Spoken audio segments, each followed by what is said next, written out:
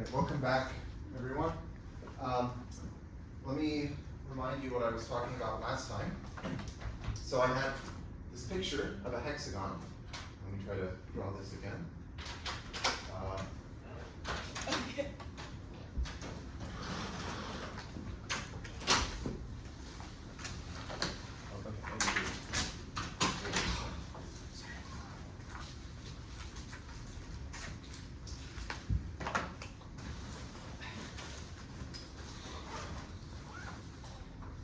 So I had this hexagon.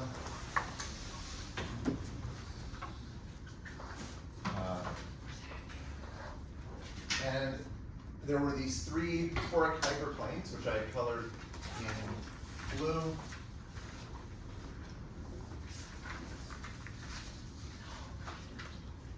And red. So this one was red.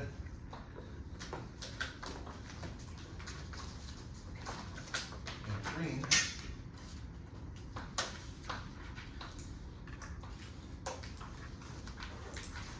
And these three toric hyperplanes correspond to three edges in a complete graph with vertices 1 through 3. Okay, so 1, 2, and 3. And so I was saying that the red was corresponding to 1, 2, and the blue was corresponding to 2, 3, and the green was corresponding to 1, 3. And then these little alcoves inside of the hexagon corresponded to permutations. So we had 1, 2, 3, 2, 1, 3. This was 1, 3, 2, 2, 3, 1, 3, 1, 2, and 3, 2, 1. And I was describing a, well, I guess at some point I was describing how you can view promotion as like a billiard trajectory inside of like a little piece of this hexagon. If I cut out like a rhombus or something, and that piece, like a convex union of these little alcoves, corresponds to the set of linear extensions of some coset, and then doing the billiards corresponds to doing these Bender-Knuth involutions on the linear extensions in the particular order that gives you promotion. So now I want to define what I call toric promotion. And so for toric promotion, I'm going to choose a subset of the edges here. So that's equivalent to just choosing a graph on vertices 1 through 3. And that's also the same as choosing just a subset of these toric hyperplanes, and that will, I'll think of those as like the mirrors in my billiard system. So for example, I could take this path,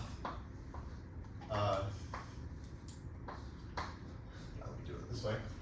I can take this path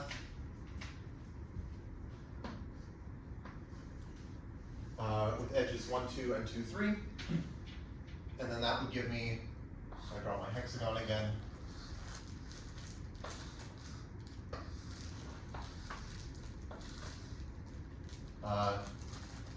so the 1, 2 was this.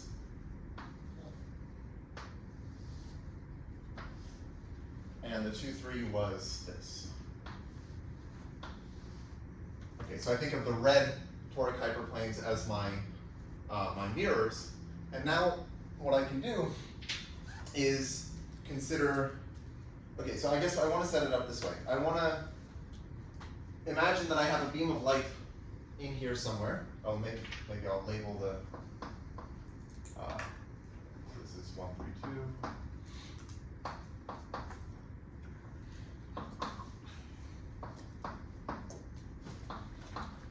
So I have a beam of light somewhere, and I want to encode, so let's say maybe the beam of light is here, and let's say it's pointing in that direction. So I want to encode in some combinatorial way the fact that the beam of light is in this alcove and it's pointing in that direction.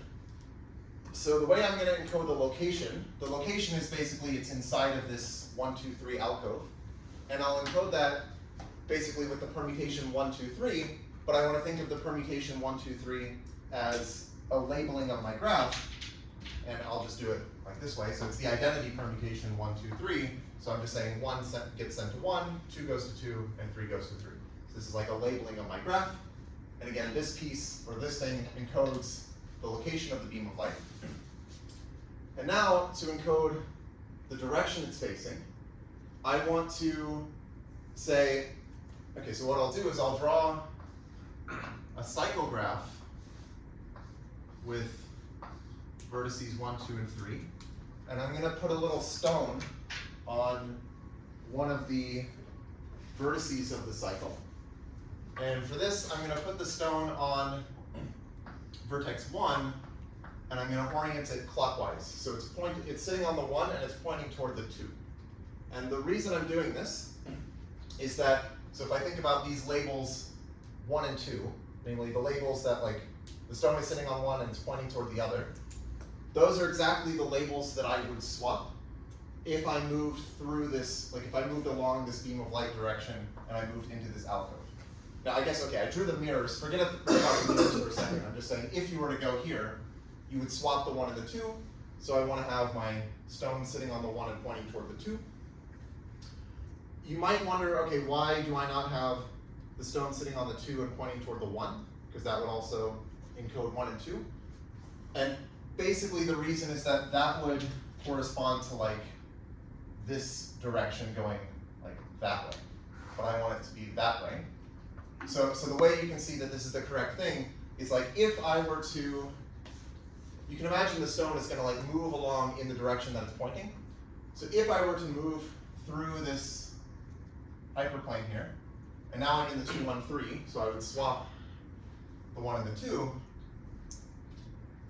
to get 2, 1, 3. Then now the light is here, and it's pointing toward this alcove, which would correspond to swapping the 2 and the 3. So it makes sense that like the stone would move over to the 2, and now it's pointing toward the 3. So I guess the point is I'm going to orient the stone clockwise, and the idea is that if, like in every step, the stone moves one space clockwise in the direction that it's facing, and then that keeps track of the direction that the beam of light is facing. So like as another example, okay, now this would encode the beam of light being in this alcove and pointing in that direction. If I were to go one step further, so now I'm here, now I would want to swap the 2 and the 3. Okay, so I would swap the 2 and the 3. And then that would correspond to the stone moving again. Okay, and now it's sitting on the 3 and pointing toward the 1, which makes sense because now I'm pointing in this direction. And this, like this direction is actually pointing toward this alcove because this is a torus. And this edge is glued to this edge. So really if you go through here, you end up going down here. And that corresponds to swapping the 1 and the 3, which corresponds to this. Does this make sense? Okay, so overall, I have a labeling of my graph, which is encoding where the beam of light is. And I have a stone sitting on a vertex pointing clockwise, which is encoding the direction that the beam of light is facing. And okay, so now let me go back and say, okay, but now we have these mirrors. And so what I really want to do is I want to shine the beam of light, but I want to make it reflect whenever it hits one of the red mirrors. So what should actually happen, so let me go back to the original state that I had, which was 1, 2, 3, and the stone sitting here.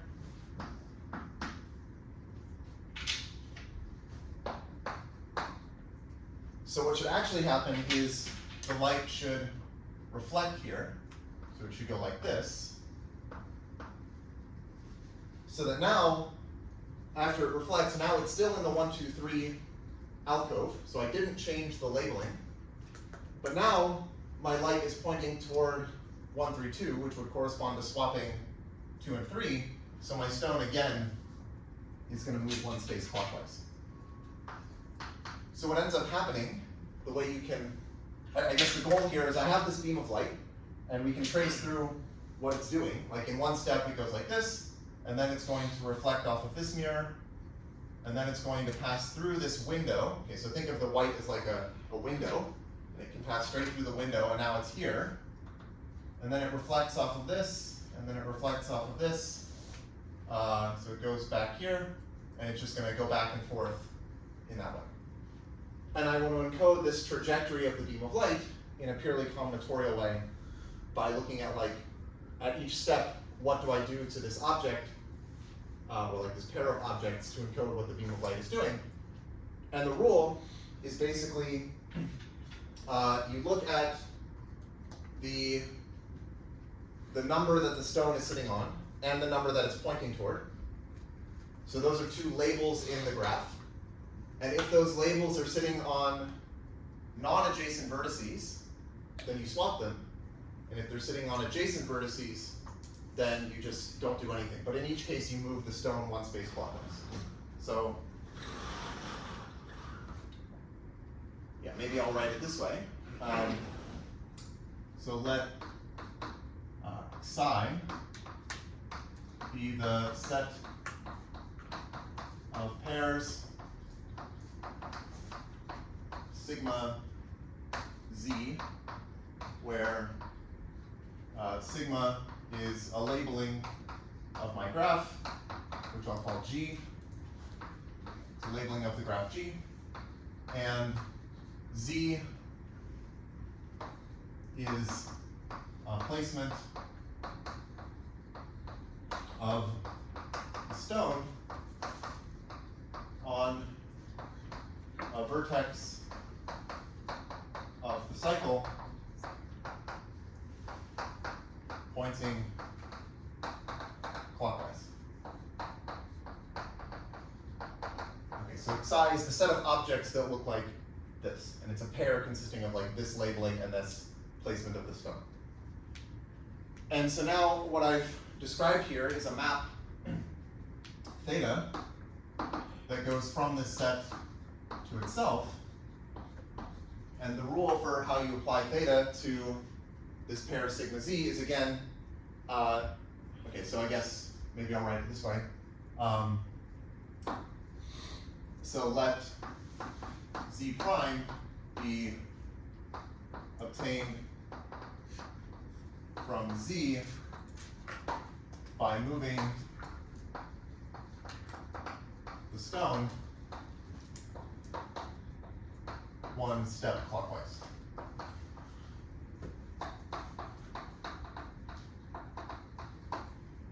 Okay, then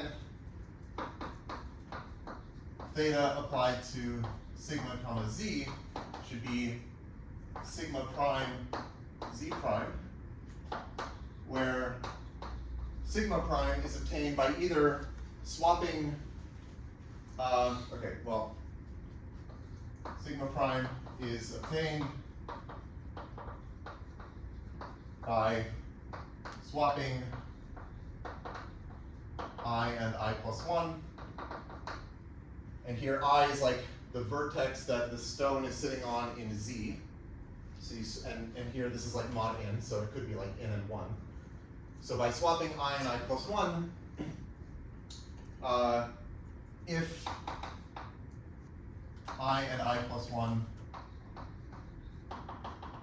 are on non-adjacent vertices,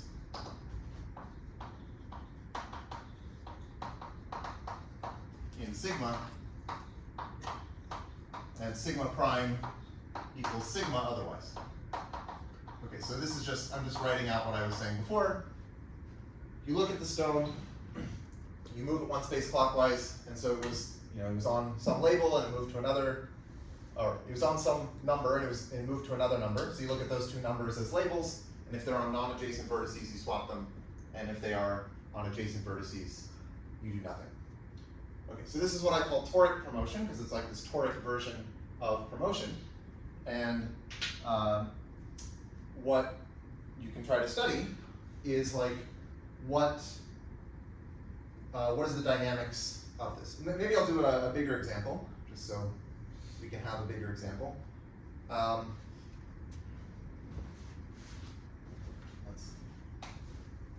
So I can still take a path graph.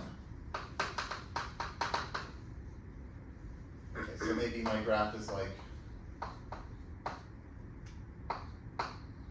And okay, I guess this is like 1, 2, 3, 4, 5, but then I want to consider a labeling, like 3, 2, 4, 5, 1, and maybe I'll start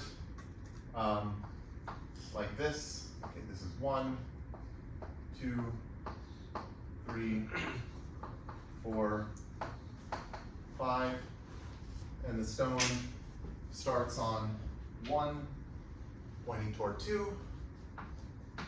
Okay, maybe I'm not going to draw the cycle every single time, but I mean, what the cycle is doing, okay, it's easy. You just move the stone one step clockwise every time. So let me show what happens to the labeling. Like if we did one iteration of theta, okay, so we look at the 1 and the 2, they're on non-adjacent vertices, so we swap them. Okay. And then at this step, okay, the stone would have moved one step clockwise, so then it would be on 2 and pointing toward 3, so we would look at the 2 and 3, they're on non-adjacent vertices, so we swap them.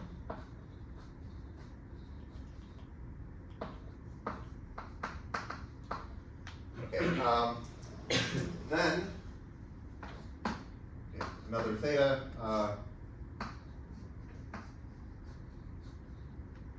I would look at now the 3 and the 4, and they're on non-adjacent vertices, so I swap them. 2, 1, 3, 5, 4, and then if I do it again, now I look at the 4 and 5, they're on adjacent vertices. Right, so again, at each step I'm moving the stone one space clockwise. So here I'm looking at 1 and 2, here I'm looking at 2 and 3, here I'm looking at 3 and 4, here I'm looking at 4 and 5, which does nothing. Because they're on non-adjacent, or they're on adjacent vertices. And then finally I look at if I did one more of these, I would look at the 5 and the 1, and they're on non-adjacent vertices, so I would swap them. 5 and 1.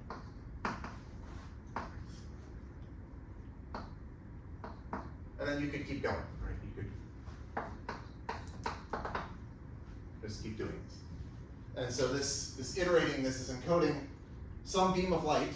So okay, this is like encoding a beam of light that's bouncing around in some 4-dimensional torus, bouncing off of like these toric hyperplanes in this 4-dimensional torus. But we can encode it in this purely combinatorial way. Okay. Maybe I'll show one other quick example.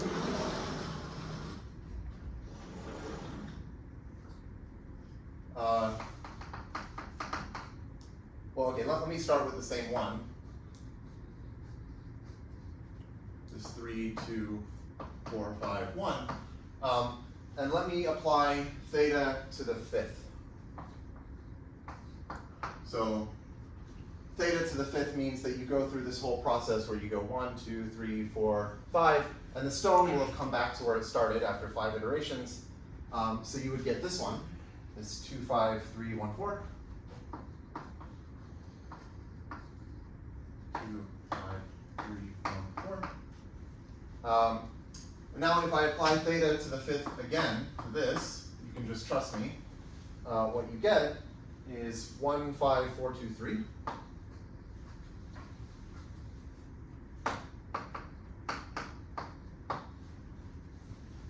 And then if you do it again, you get 4, 1, 3, 5, 2.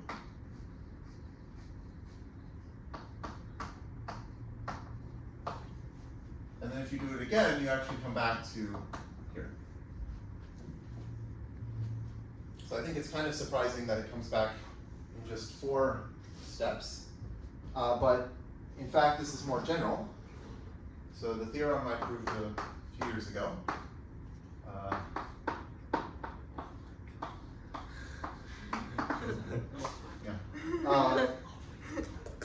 So if G is any tree, if G is a tree, then actually every orbit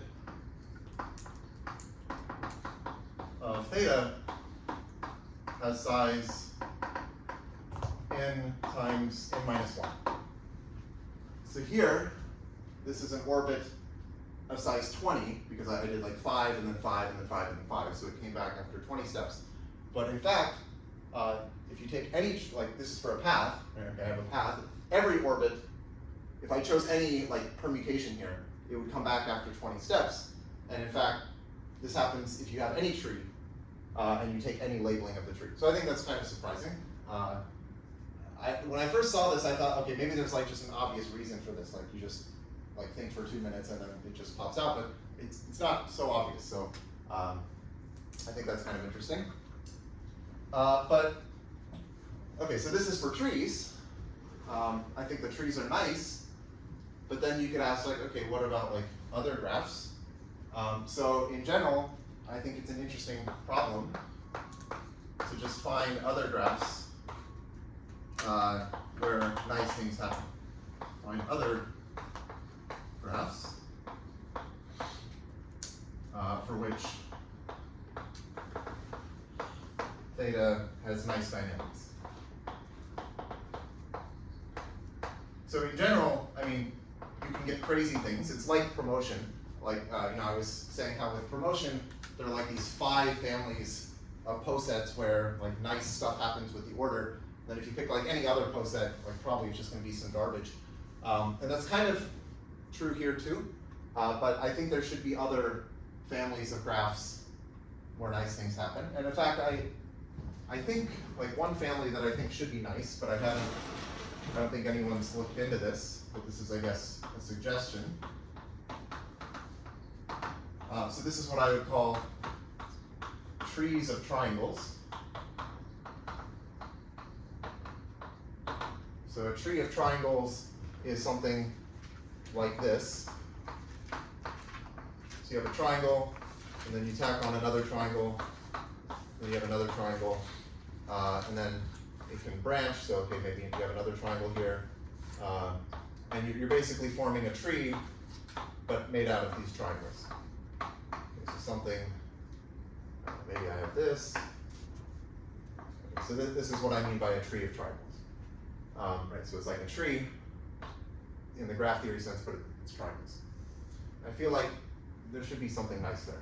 Just I did some experiments at some point, and it seemed like nice numbers were coming out. Okay, so that's toric promotion. And one other thing I want to talk about is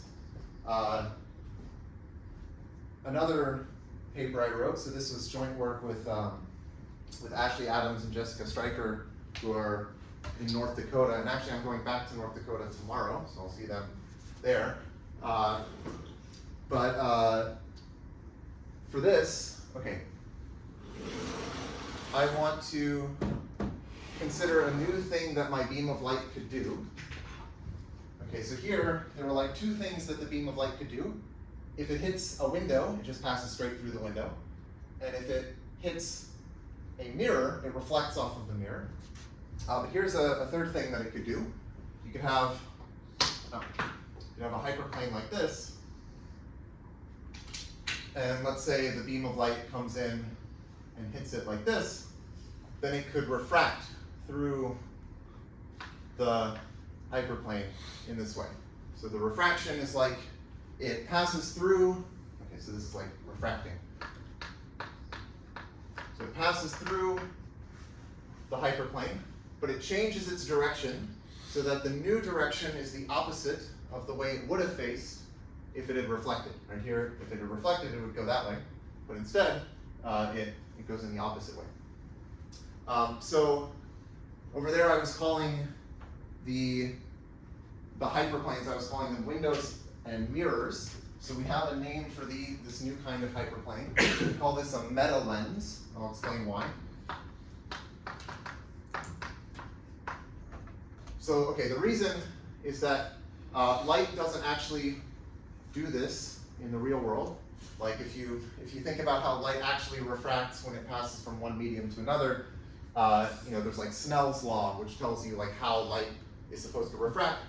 And really what would happen here in the real world is it would come somewhere below like the horizontal axis. It's not going to bend all the way above the horizontal axis like this. So there's some number called the coefficient of refraction, which tells you how much it's going to bend. And in the real world, the coefficient of refraction is always positive, but this corresponds to a coefficient of refraction of -1. So -1 just doesn't happen. I mean, we can still do this mathematically. Like, there's no problem with defining this mathematically. You just don't see it in the real world. Except, apparently, in like the early 2000s, there were these physicists and material scientists who wanted to construct what they call a metamaterial, which is some kind of, I guess, some material that has a negative coefficient of refraction. Apparently they did this, I don't know, maybe it was like sort of a big deal or something. I think they said they wanted to use it to make like an invisibility cloak or something like from Harry Potter, which I don't know if that, like I don't think they actually ended up making an invisibility cloak. Or okay, maybe they did and I just never saw it because it's like invisible. Anyway, yeah, so that we're calling it a meta lens because it's like one of these meta materials, but it's like a lens because it refracts through it. Okay, so with this new kind of hyperplane, I can now sort of generalize this picture by not just having like windows and mirrors. I can also have these toric meta lenses. Let's see.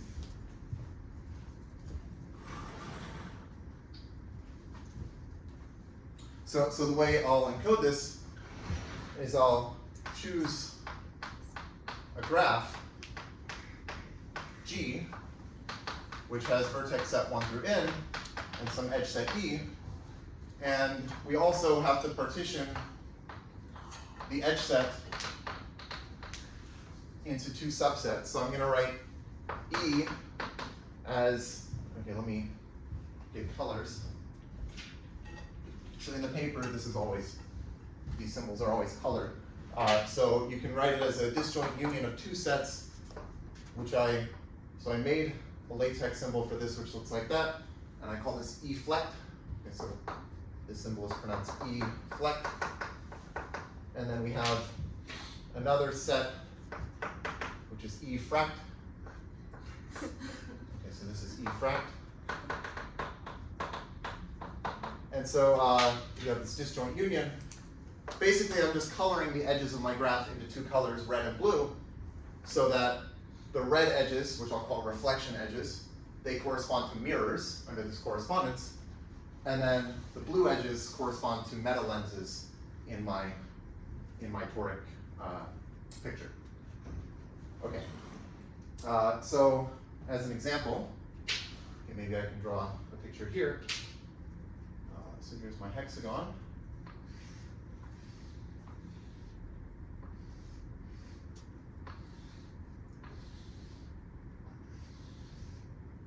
And okay, maybe I'll use this graph, which is, okay, again, 1, 2, and 3. I'll put a reflection edge between 1 and 2, and I'll put a refraction edge between 2 and 3, and then there's no edge between 1 and 3. So here, so the 1, 2 corresponds to this.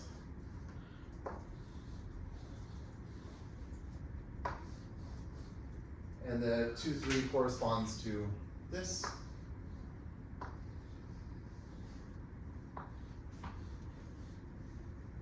And then the white is the windows. And so I can have my beam of light, and what it's going to do, I'll just draw like a trajectory of the beam of light. So let's say it starts here, and it will travel over and reflect off of this mirror, and then it comes down here, and it refracts through the meta lens. So when it refracts, it goes like this. Okay, but then it comes down here and passes through the window, and then it comes here and it refracts through this meta lens, but it goes up here, but it changes its direction, so now it's like that. So it went down here and then it refracted through here, so now it's going like this. And then it comes here and it reflects, and it passes straight through the window, and then it reflects off of this mirror, and then it refracts through this meta lens, then it passes through this window. Okay, so now it's here, and then it'll keep going, it'll refract through here, reflect. Okay, it's a little hard to draw, but then it reflects, and then it refracts, then it passes through the window. It should come like this, I guess. And then it refracts, and then it reflects, and then it comes back, and so then you get this trajectory. So it went all the way like around the torus in some crazy way. And okay, so now the question is, like, can we describe what it's doing in some combinatorial way, like we did with the toric promotion, and then can we say something nice about like the sizes of the orbits in special cases? Okay, so here's how we can encode this. Maybe I won't erase this. Maybe I'll erase this part.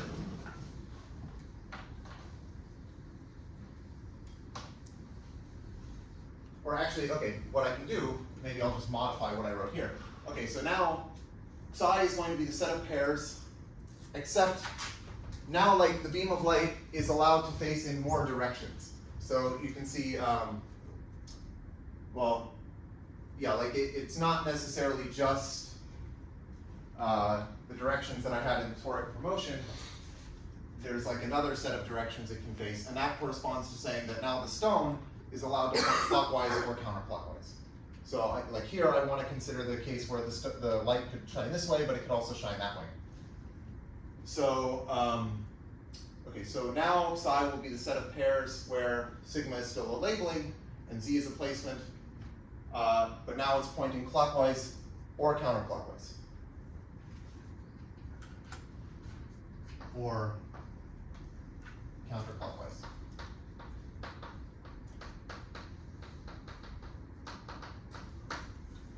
And now, okay, I'm going to use the same notation theta. It's going to be a map from this set to itself.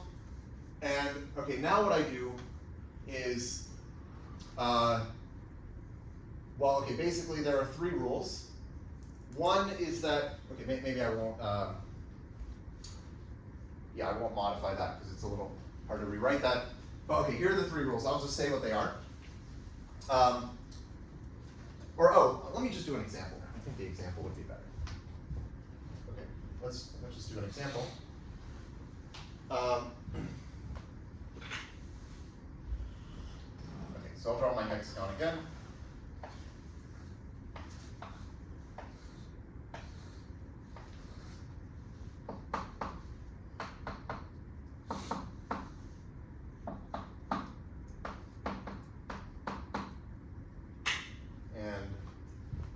The same coloring is there.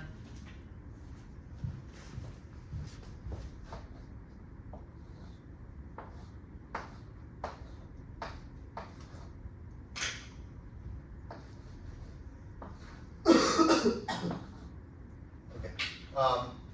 So I want to have my graph, except okay, the edges should be like this.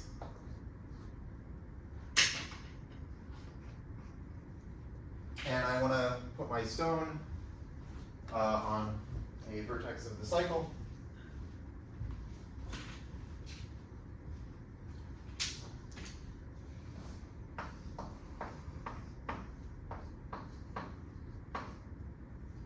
Okay, so let's say I have this. Okay, so this corresponds to the beam of light in the, oh, sorry, I need a labeling. Okay, let's say I start with 2, 3, 1. So here, this means the beam of light is in the 2, 3, 1 alcove. Right, yeah, so it's in the 2, 3, 1 alcove. And it is, the stone is pointing from 1 to 2. So that should correspond to, I think I want it to point, okay, the 1 and the 2, if they swapped, I would have 1, 3, 2, which is here. So I either want it to be that way or that way, and I need to figure out which one.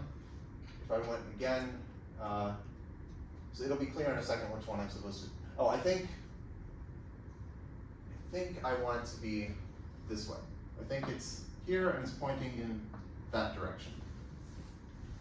And so what's going to happen is I move the stone one space clockwise, like I did before, okay? And the reason is because when I look at the 1 and the 2, they're on non-adjacent vertices. So the rule is exactly the same as before. They're sitting on non-adjacent vertices, so I swap the 1 and the 2. And again, this move, swapping the 1 and the 2 and moving the stone, corresponds to the beam of light moving here. Okay, so now it's here, and it's pointing that way.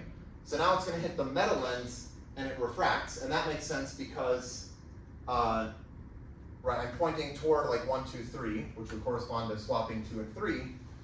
Right, that's because I'm sitting on 2 and pointing toward 3 here. So in order to refract, I want to actually pass through this hyperplane. So I want to pass through the meta lens, but now I want to change my direction. And what you end up doing, what this ends up corresponding to doing, is you swap the 2 and the 3 here, because you had to move through this alcove, or through the window, no, not the window, through the meta lens into this alcove. So you swap the 2 and the 3. But what you do to the stone is you reverse its orientation. So now it's like this.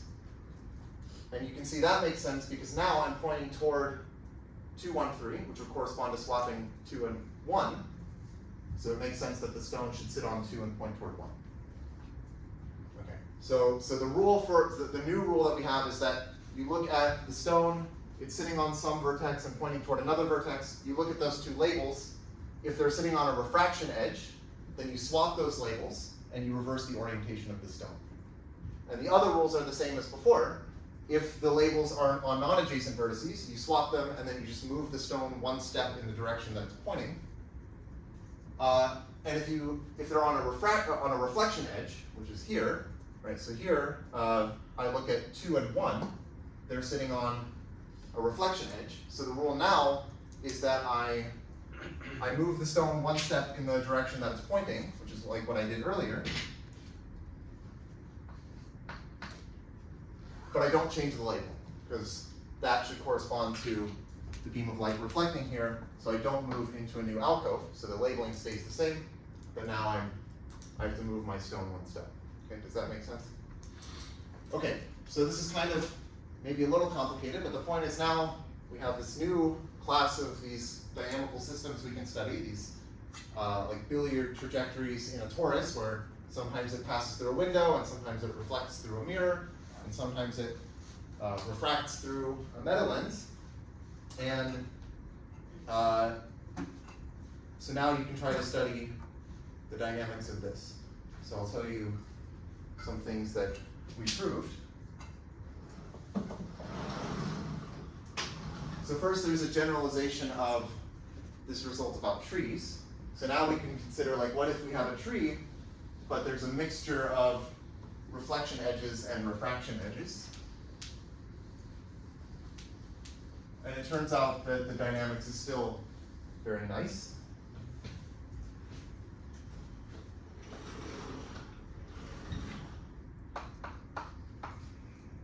So this is Ashley Adams and me and Jessica Stryker.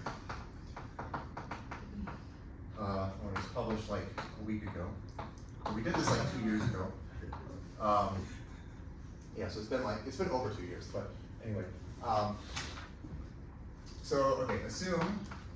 Well, okay, I have to set up the notation. So assume G is a tree,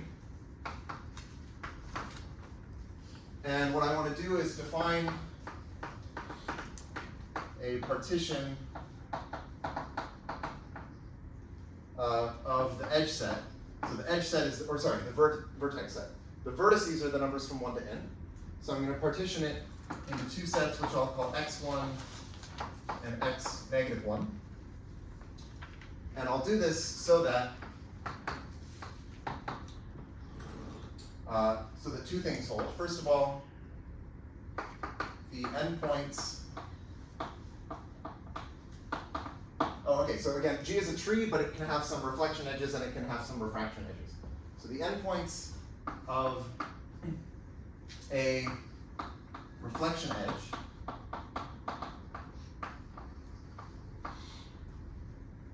are in the same set.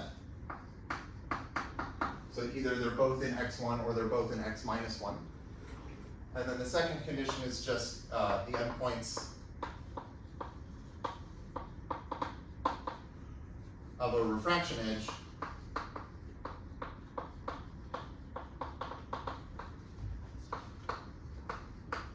are in different sets.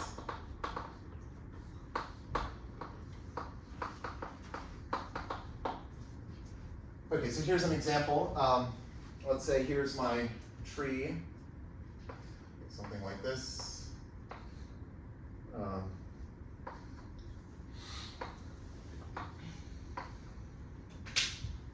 maybe I have these reflection edges. And then these refraction edges.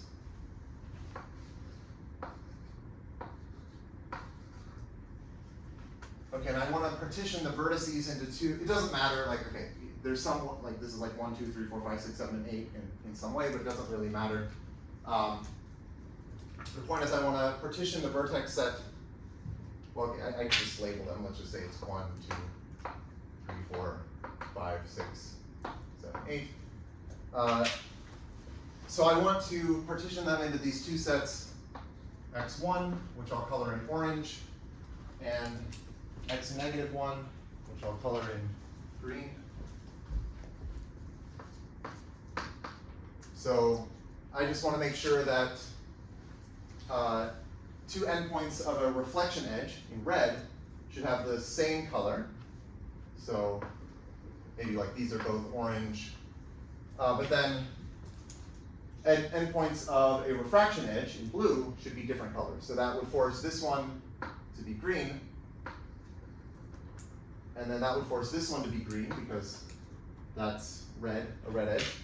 And then this would be forced to be orange, and then this is forced to be also orange.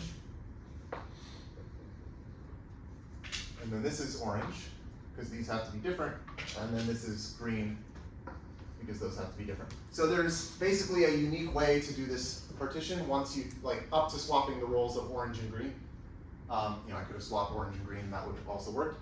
But the point is, like, once you decide that one vertex is, say, orange, then you just propagate throughout, and you can figure out what all of the other colors are supposed to be. And I'm using, sort of crucially, that this is a tree, so that you don't, like, get contradictions when you go around a cycle, because there are no cycles. So what we do is we let chi of, okay, so it's G, but it also depends on this this partition into the set reflect and refract.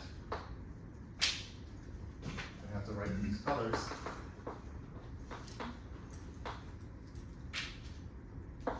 Okay, so this is just going to be the absolute value of the difference between the sizes of these sets.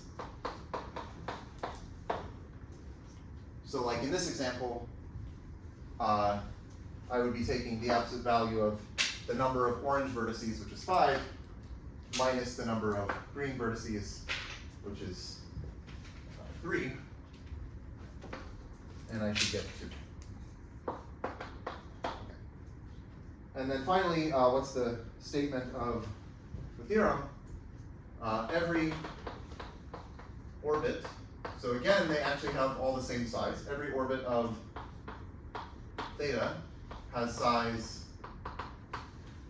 okay, so it's, well, let me maybe write it here. I didn't give myself room.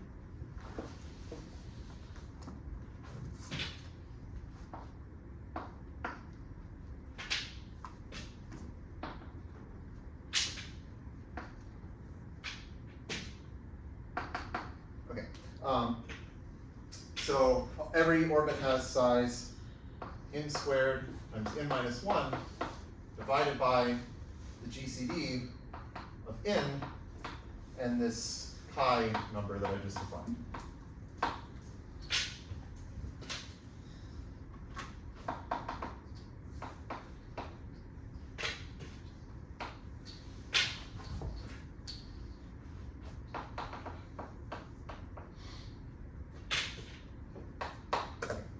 So still, yeah, I think this is cool that again, they all have the same size.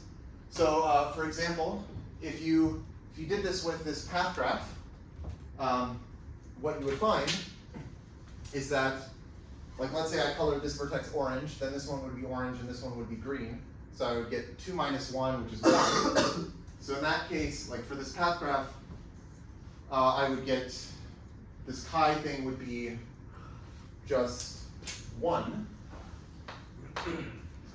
And then the GCD would be 1. And so I would get, in this example, I would get n squared times n minus 1, where n is 3. So that's 9 times 2 is 18. And what you can check is when I did this billiard trajectory here, I think it took 18 steps to get back to where it started, because it went like 1, 2, 3, 4, 5, 6, 7, 8, 9, and then 10, 11, 12, 13, 14, 15, 16, 17, 18. And I got back to where it started. Okay, so yeah, anyway, that's a result. I guess the last thing I wanted to talk about, I don't know if I need the whole rest of the time to go through this, but I wanted to mention cycle graphs, because that's kind of another nice family of graphs. You could say, okay, what if you take, again, like, I think maybe there are other interesting families of graphs where nice things happen, but one that we looked at is cycle graphs. And we were able to understand, so cycle graphs end up being a little trickier, but we were able to understand them in the case when there are an even number of refraction edges. But actually, maybe I won't go through describing that because it's kind of annoying to write out the details. I'll just say we can understand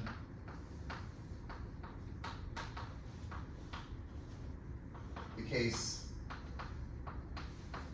where G is a cycle and the number of refraction edges is even.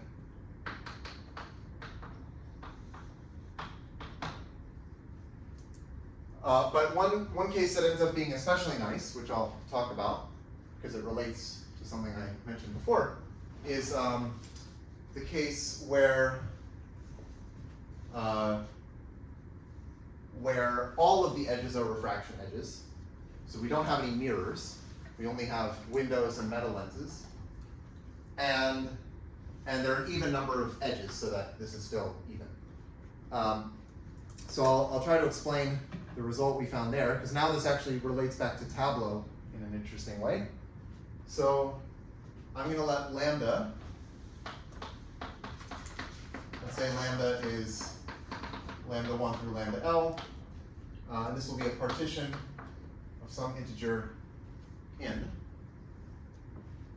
And I'm going to define this number, which I'll call b of lambda. So b of lambda is something that actually shows up in a few places, but I'll just define it. It's the sum from I equals 1 to L of I minus 1 lambda I. Okay, so maybe it's not so obvious why I'm defining this, but this turns out to be important in certain places where you want to just take this sum. So it's just the sum of I minus 1 times the ith part of lambda. Then I want to define a descent of a standard Young tableau. So a descent of a standard Young tableau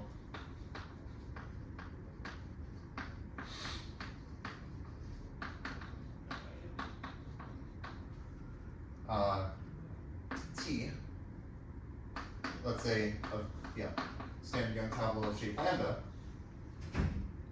is an entry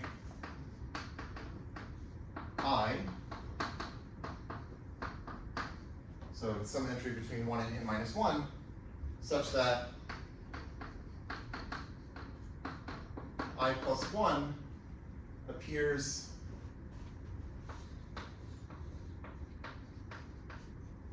in a strictly lower row than I. So the row containing the number I in the standard Young tableau is strictly above the row containing I plus 1. Okay, so that's what a descent is. And then we can define what's called the major index of the tableau. So maj of t, again, t is the standard Young tableau of shape lambda. Maj of t is just the sum of the descents. So it's the sum over all I is the descent of t of I. Okay, so there's sort of a motivation for doing this, which is from kind of more classical enumerative combinatorics. So if you just look at permutations, there's a notion of a descent. A descent of a permutation is an index, or it's an index I, where the ith number in the permutation is bigger than the I plus first. So it's just like a place where the permutation goes down when you're reading it in one-line notation. And then this major index has been defined and studied for permutations. So it's just like the sum of the descents of a permutation. And then it turns out like the generating function for this major index statistic ends up being interesting in the case of permutations, and then people have studied a bunch of other enumerative properties about the major index for permutations. And then this sort of ended up being like the natural way of generalizing it to standard Young tableau.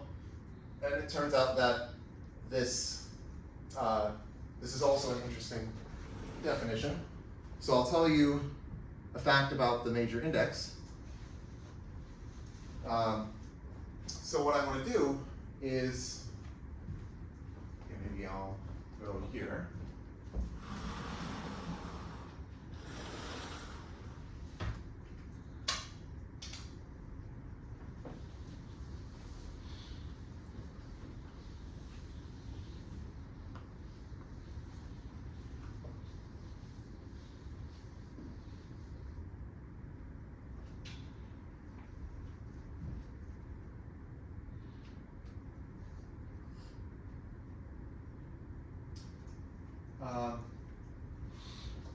Okay, so a fact is that, so I can let f lambda of q be the sum over all t in syt of lambda of q to the maj of t.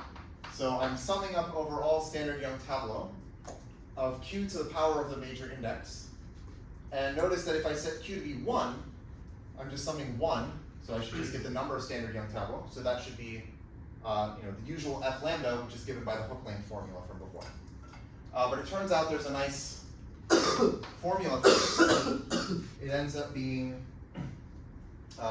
q to the power of this b of lambda times this q analog that we saw before for the hook length formula, which is this bracket in factorial, so q divided by the product over all of the boxes in lambda of h, so b to the hook length of the q analog. Right, so this was like the formula that was appearing in that theorem of Rhodes, where we had the cyclic sieving phenomenon explaining the orbit structure of promotion on a rectangle. And now it's basically the same thing, but you multiply by the power of q. Notice that this doesn't change the fact that if you set q to be 1, you still get the hook length formula, because then this term just becomes 1, and that's fine. Okay, so this is that, and why is this relevant for the refraction stuff? Oh, there's one other thing I want to define. Let f sub n divides maj lambda be the number of standard Young tableau of shape lambda such that n divides the major index of t. Okay, it turns out that this is I don't know, this is what we had to consider. And there's actually a way of writing this in terms of this f lambda of q, you can write this as 1 over capital N, sum from j equals 0 to n minus 1 of f lambda of e to the 2 pi I j over n. Okay, so basically the point is that like plugging in these roots of unity and summing up and dividing by n, this has the effect of like sieving out the things that are not, where this is not divisible by n. So it just, there's sort of like some basic number theory, and if you go through the basic number theory, you see that, okay, this is exactly picking out the ones where the major index is divisible by capital N. Okay, now I can tell you the theorem we proved.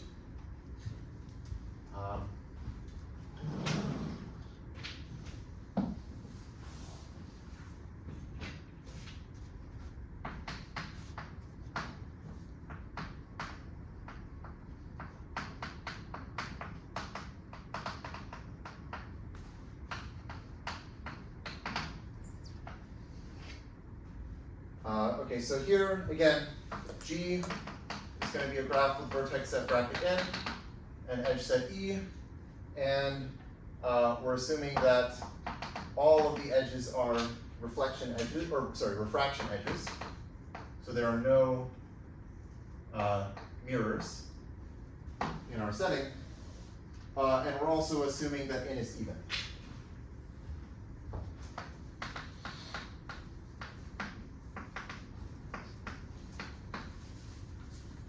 Okay, then what we show is that, okay, first, the sizes of the orbits of theta are all of the form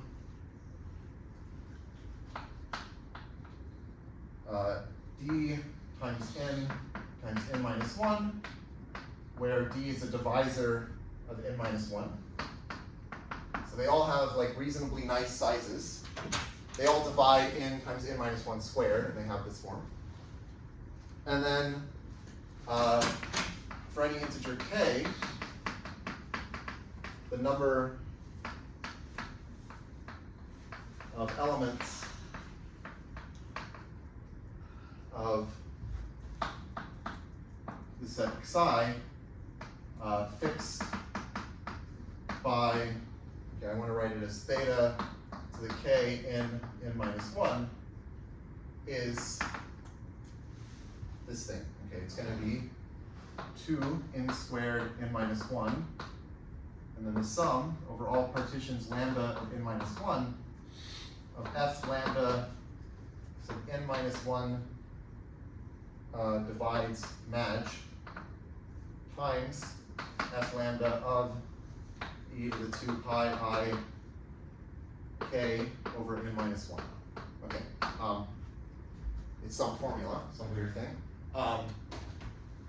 Yeah, so this is like the number of standard Young tableau of shape lambda that are divisible by, of shape lambda that are divisible by, where the major index is divisible by n minus 1.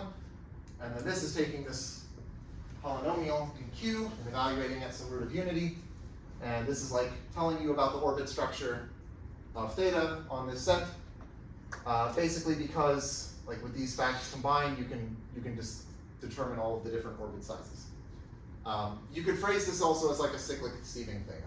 I didn't bother doing that, but like before I was talking about the cyclic sieving phenomenon where you have a specific polynomial, and we're saying that if you plug in roots of unity to that polynomial, that tells you about the number of elements that are fixed by like the kth power of the map. And that's exactly what this is doing for some choice of this polynomial that I didn't bother writing down. But there's some way of phrasing this as like some triple satisfies the cyclic sieving phenomenon. Okay. Yeah, okay, so that's another result. Again, I think there should be like other families of graphs where maybe nice things happen. But for now, these are the ones that we understood, at least for the case where we have these refractions. So maybe one thing I'll end with is, I think, a sort of interesting topological perspective here. So if I take my picture, so I have this beam of light that's bouncing around in a two-dimensional torus, right? So it bounces around and eventually it comes back to where it started. And so it creates this closed loop in a torus. And in general, we have like an n-1 dimensional torus, and we have this beam of light that bounces around, and it forms a closed loop in this torus.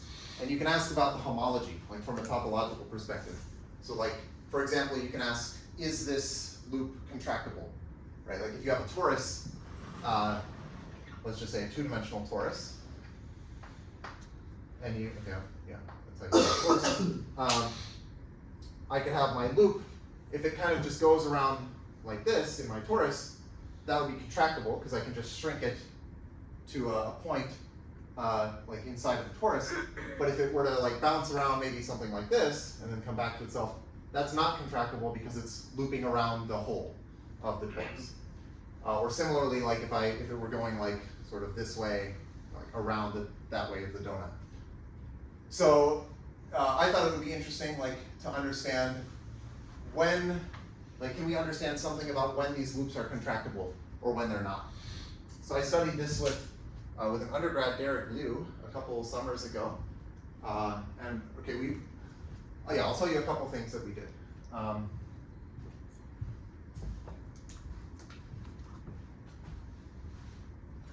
maybe I'll do this.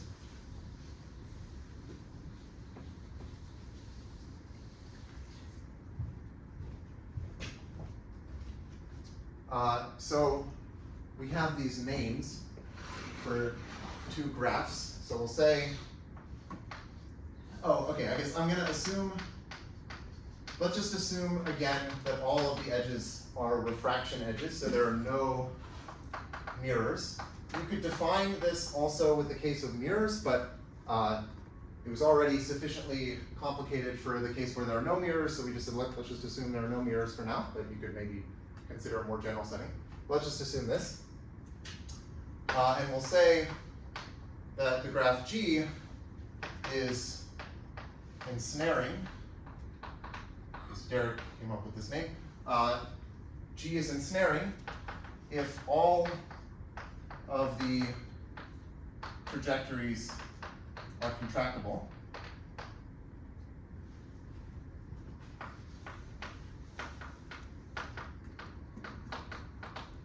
Okay, so the reason for the name is that this is like a loop in the torus, but you can lift it to the universal cover, which is like an n-1 dimensional Euclidean space. And saying that the loop is contractible says that when you lift it to the universal cover, you just get a closed loop that kind of like it stays bounded. It comes back to where it started. So it's like the graph is like ensnaring these loops because they're like staying bounded. But then the opposite term is we say G is expelling if none of the trajectories is contractible. And so expelling is because like if you lift it to the universal cover, then you have so like imagine I have a two-dimensional plane. This would correspond to like the lift of the beam of light, maybe like starting here, and then maybe it like goes over to here. And the point is, as you iterate it, it's just going to repeat this, so then it's going to go off to infinity. So it's being expelled out to infinity. Whereas the ensnaring case is like all of your lifted loops just come back, so they're being ensnared here. So one thing we found. Okay, so.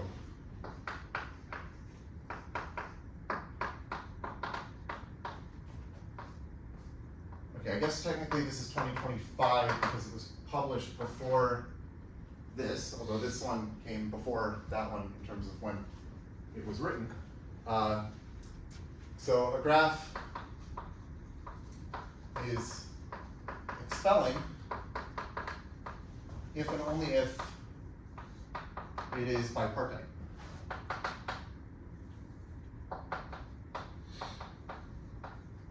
Okay, so bipartite just means that you can partition the vertex set into two subsets so that every every edge has one vertex in one subset and the other endpoint in the other subset. So, okay, and this is like, I think, a very nice, simple characterization of these expelling graphs. And what I was hoping is that there would be some nice, simple characterization of the ensnaring graphs. And that turned out to be very wrong. So it turned out that like we spent a long time just like staring at pages and pages of like random ensnaring graphs, and it was like, oh, this one's ensnaring, and so this looks like a pattern, but then like when n is 9, this breaks the pattern, and like nothing seems to actually work. Okay, we proved a couple things. I can just mention a couple things we proved. But like basically, okay, for the ensnaring graphs, I think it's sort of more open to try to understand them. And essentially what we did was we found like a bunch of sufficient conditions for a graph to be ensnaring, and then we found a bunch of other necessary conditions for a graph to be ensnaring, but we didn't have any like nice necessary and sufficient condition.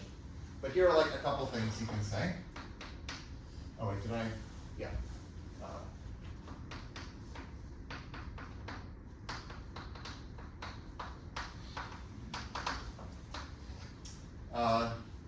So the complement of an ensnaring graph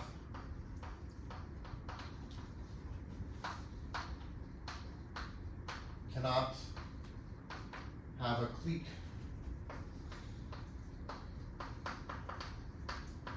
as a connected component. Okay, so the complement of a graph is just where you replace all the edges by non-edges and vice versa. So whenever two vertices were not adjacent, now they become adjacent, and whenever they were not adjacent, now they become adjacent. A clique is just a set of vertices that are all pairwise adjacent to each other. And this is saying you can't have a connected component in your complement, which is a clique. Okay, I mean, so yeah, I don't know, it's some condition, I guess, some graph theoretic condition. And then I'll just mention, I guess, one other thing we proved.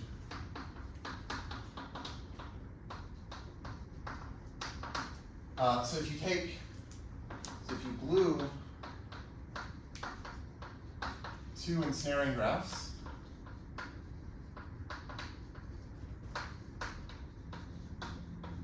at a single vertex,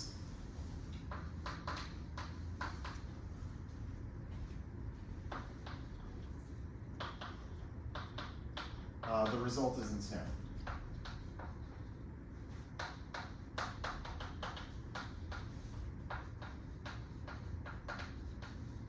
So like you have some weird ensnaring graph, which I should draw with blue edges because we're assuming all the edges are blue. Right, you have some weird ensnaring graph here, like whatever this thing, and then you just attach it at one vertex to some other ensnaring graph, then the result is still ensnaring. Okay, yeah, I don't know, these are just some conditions, but like, we were hoping there would be like a nice, simple thing, and we didn't really find anything nice and simple, but that means that I guess there's more room to try to understand more properties of the ensnaring graphs. Anyway, I think there's like a lot more stuff that could be done here. One other like thing I've thought is like, here I'm like assuming these are like very particular directions of the beam of light. You could look at like maybe other interesting, nice, specific directions. Like in this picture, you could like shine a beam of light in that direction. Or sorry, that's not what I meant. We already have that. You could do it like in that direction and see what happens. So like here, okay, I don't know well, maybe refraction just means it passes straight through, but then, I don't know, something would happen. It would go like that. So I don't know, maybe other directions are interesting. What else? I